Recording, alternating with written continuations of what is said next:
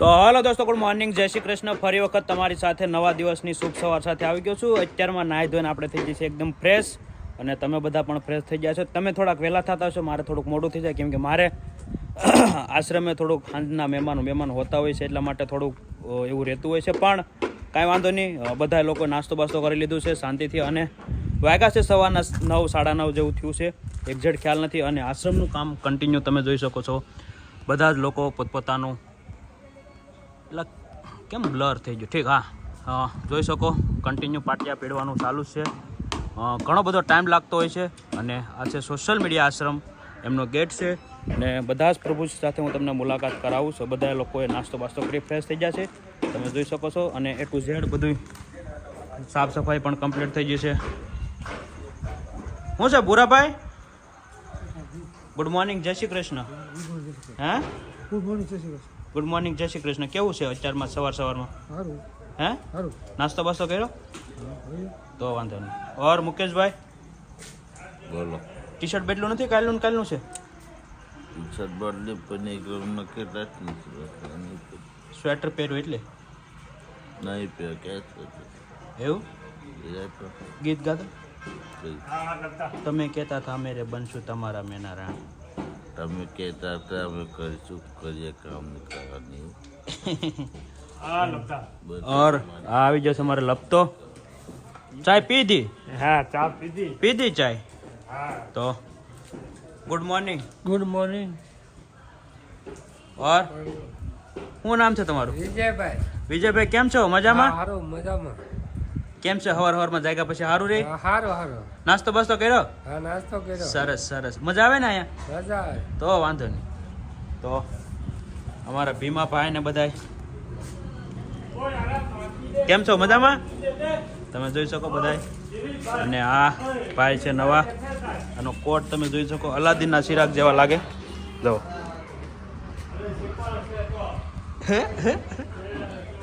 ઓર સલીમભાઈ, હા, how are you? આવરી. આ બાજુ વહી આવો થોડા. ના, પ્રકાશ આવે છે થોડો. How are you? આવરી. ફાઇન કહેવાનું. શું કહેવાનું? અનકે ફાઇન. ફેન શું કરો છો તમે?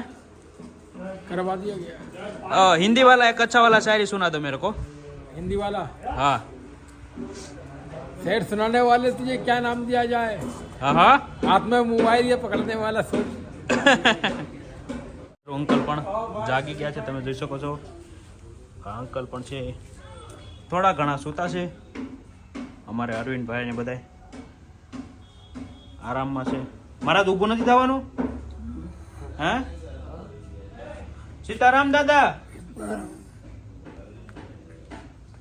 તો એવું છે બધું. બધા ઘણા ખરા એના ઓલામાં છે, વિશ્રામમાં. ને જમવાનું પણ હાડો લોકોએ બનાવવાનું સ્ટાર્ટ કરી દીધું છે, તમે જોઈ શકો છો. બપોરનું ભાત, દાળ ભાત, કદાચ શાક રોટલી વખત બનાવશે. અને આ બાજુ તમે જોઈ શકો છો, સુતારવા લાગે છે અમારા પ્રભુજી. આજે હું મેનુમાં છું? શું નામ છે તમારું? દૂધી બટાકા. દૂધી બટાકા? હા, દૂધી બટાકા. વાહ, સરસ. સાલમભાઈ. તો દૂધી બટાકાનું શાક છે આજના દિવસનું. અને હાબિદ અંકલ છે. હાબિદ કાકા, શું કરો? હાલી હે, હાલી. કેમ છો? મજામાં? હે, ઠીક તબિયત પાણી ઠીક? સારું નથી? સારું ક્યાંથી હોય આમાં? કેમ? ઠીક હોય ને? હે, ખાવા પીવાનું ધરાયરા? કરસ.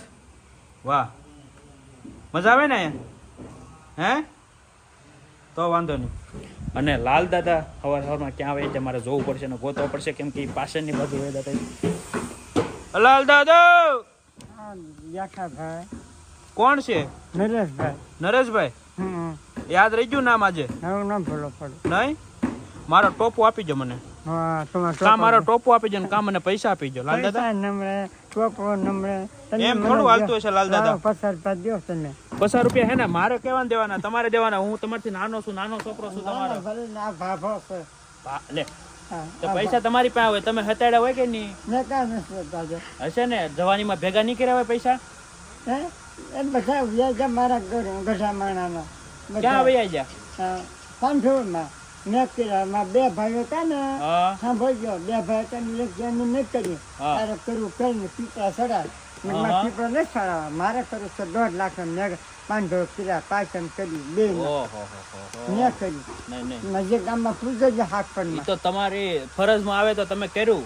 હા તમે મને મારા ટોપાના પૈસા આપી જાઓ ને. તમે નવો ટોપો ને આ તો નવા ઓલા નથી પહેરતા તો પછી આને હું નવા માંગ્યા મારા માટે હે? આ ટોપો ના મળે તો નવો ટોપો ક્યાં છે? નવો ટોપો ક્યાં હતો મારા પાસે આ એક છે ચલો અરે ટોપો ને કોટ આપ્યો હતો ને તમને એ તો સહી એ જો પડ્યા તો પછી ઈમન બાપીએ ના પાડી છે કેમ ના પાડી છે? એ તો જોતા ને લાલ દાદા લાલ બાપા ને ગો એવું થોડું હાલે દાદા. તો પૈસા આપો મને.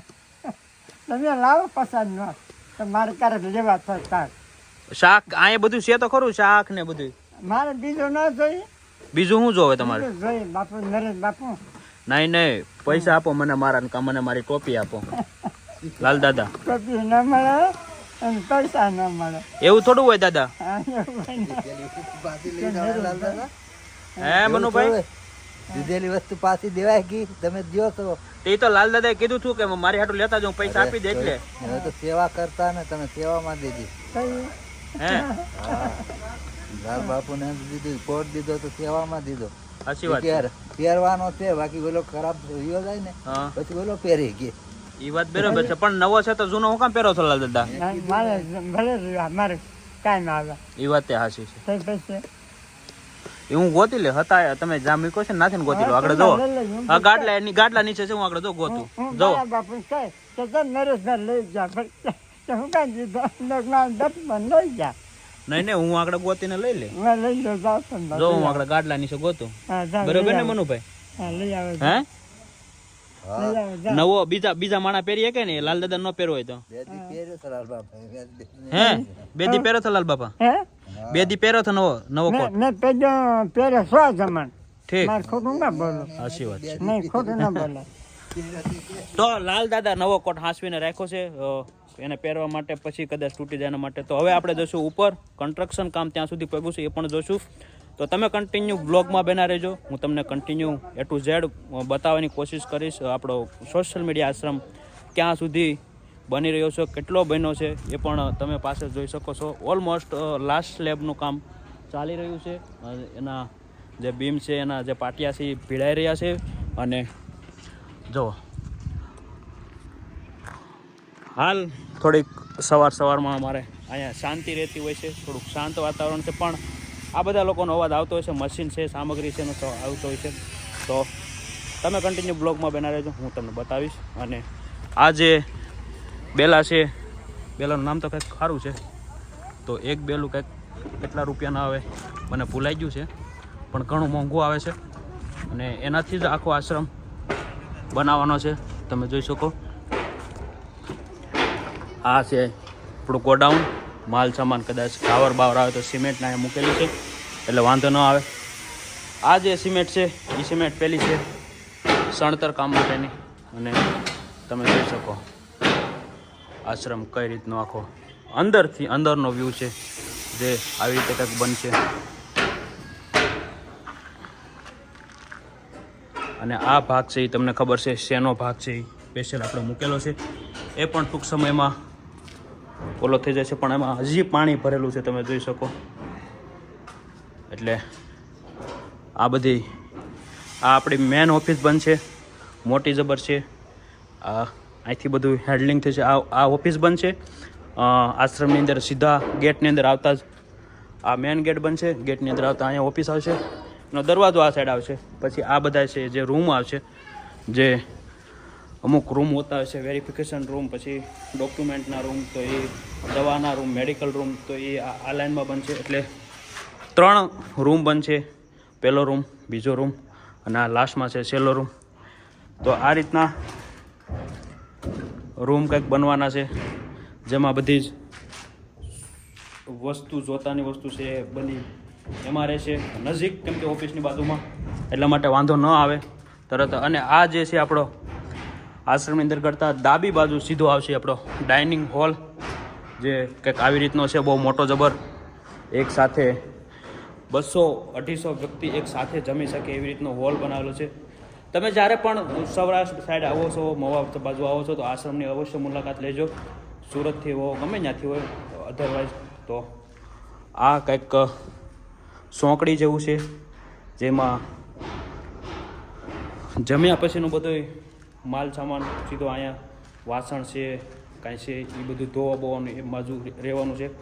અને આ બાજુ પણ કંઈક પોર્શન આપેલો છે હાલ, પણ હવે એ પણ જોવો પડશે કે શેના માટે આપેલો છે મારે, કેમ કે ઘણા સમય પછી પાછું અંદર હવે બધું સણાવવા માંડ્યું છે એટલે થોડુંક વ્યવસ્થિત લાગવા માંડ્યું. તમે જોઈ શકો આ એક દિવસ બધું હતું એમને ખાલી ઓલા કહીને એમ કે કાગળ પર પેજ પર હતું બિલ્ડિંગનું જે હતું એ ચોપડીમાં હતું, મતલબ આ નકશામાં હતું, અને હવે એ આકાર લઈ રહ્યું છે, ધીરે ધીરે ધીરે આકાર લઈ રહ્યું છે. અને અહીંયા જે છે આ બધા એ આપણા જે આમાં કામ કરી રહ્યા છે વર્કર મજૂરો, એમના રૂમ અંદર પતરા નાખીને રહી રહ્યા છે. અને આ ભાઈ છે મારા લાલભાઈ. શું નામ છે લાલભાઈ ને? હા. આ પાટિયા ભીડવાનું કામ આ ભાઈ સંભાળી રહ્યા છે. એટલે તમે જોઈ શકો કેટલી મસ્તીનો સ્લેબ આખો પાટિયા ભીડા છે, પ્લેટોથી ભીડા છે, એટલે બહુ મસ્ત પાટિયા ભીડા છે. તમને ધન્યવાદ છે. હવે તો આ છેલ્લું છે ને આપણો સ્લેબનું ચાલુ છે? હા, બરોબર ને? સરસ સરસ. અને કેટલા ટાઈમમાં પૂરું થઈ જાવે? 2 દિવસ કે 3 દિવસ?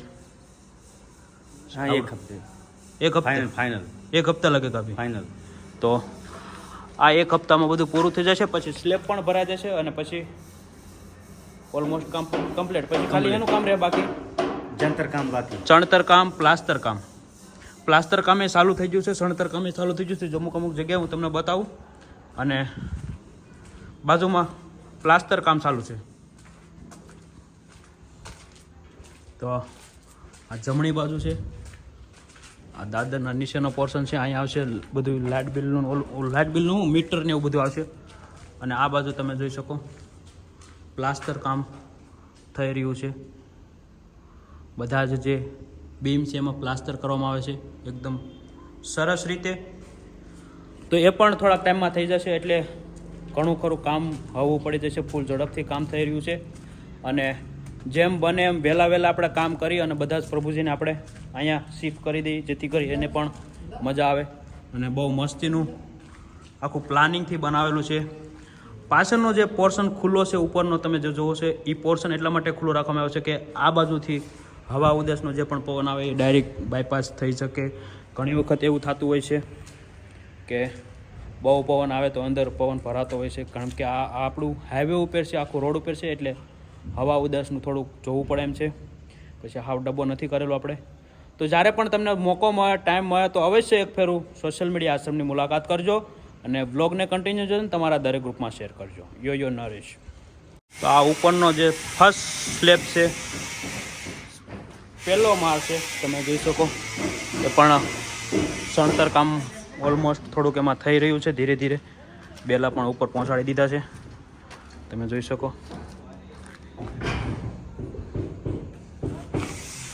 અને નીચે બધા કામ પણ કરી રહ્યા છે.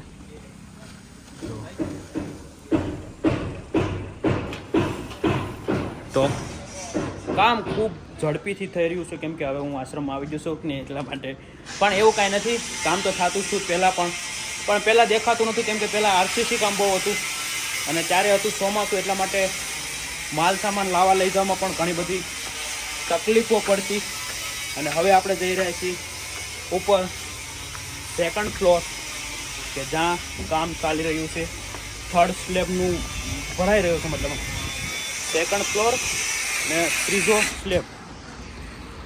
તો અહીંયા એના પાટિયાનું કામ થઈ રહ્યું છે, પાટિયા ભીડવાનું કામ.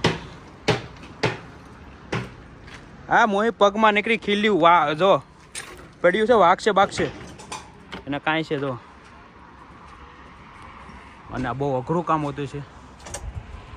कहाँ पे वो भाई खड़ा है, देखो वहाँ से नीचा जाएगा सीधा, वैसे वो कलकलिया नीचे जाता है ना, ऐसे जाते हैं.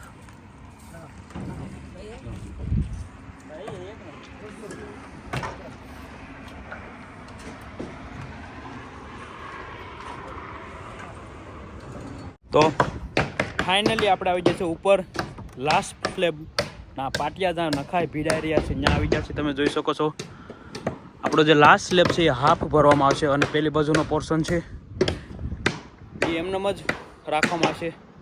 ત્યાં કદાચ પતરાનો ડોમ એવું કંઈક બનાવવામાં આવશે, કદાચ ભવિષ્ય બાય સાંજ એવું પાકું નથી. અને તમે જોઈ શકો બધું જ. ને સુરજ દાદા પણ મસ્ત ધીરે ધીરે ઉગી રહ્યા છે. અને જો અહીંથી હવે બધું દેખાય, આખો હાઈવે છે, મીના હોટલ છે. જો ને સોશિયલ મીડિયા આશ્રમનો બોર્ડ એક નથી દેખાતું કેમ કે ત્યાં નીચે આડું આવી ગયું છે. બસ તો કન્ટિન્યુ બ્લોગ જોજો અને તમારા દરેક ગ્રુપમાં શેર કરજો. અને જો તમે યુટ્યુબમાં ચેનલમાં નવા હો તો ચેનલને અવશ્ય સબસ્ક્રાઈબ કરજો. બસ આવી રીતે પ્રેમ સપોર્ટ આપતા રહેજો. જોયો ના